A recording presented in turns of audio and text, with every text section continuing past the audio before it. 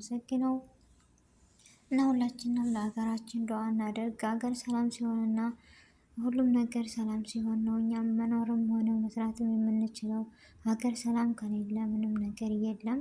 እና ከሁሉም የሚቀድመው ሀገር ሰላም ነው። ሀገራችንን አላህ ሰላም ያደርግልን። ሁላችንም በዱዓ በጸሎት እንበርታ። በያለንበት ከሀሳብ ከጭንቀት አላህ ያቅልልን ሁሉን ነገር እና ሀገራችን ያለችበት ሁኔታ በጣም ነው የምታስጠላው። በጣም እኔ እንጃ ብቻ ለሁሉም ነገር ሀገር ሰላምን ይሻልና የሀገርን ሰላም አላህ ይመልስልን ነው የምለው ዛሬም ነገም።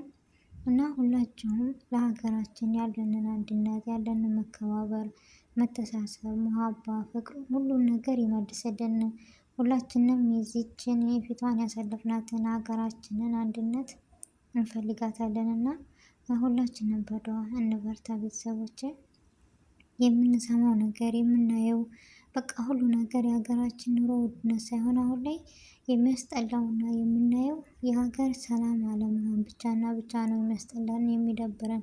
ኑሮ ውድነት እንደምንም ተብሎ ተሰርቶ ምናምን ብሎ ይግኖራል። ነገር ግን ሰላም ከሌለ ምንም ነገር የለም። የሀገር ሰላም በጣም ያሳስባልና እኔ እንጃ ይሄ ነው ልል የምችለው ነገር የለኝም። ብቻ በዱዓ እንረሳሳ ቤተሰቦቼ። እና የዛሬው ቪዲዮ ይህን ይመስል ነበረ። ሁላችሁንም ከልብ አመሰግናለሁ ውድ ቤተሰቦቼ።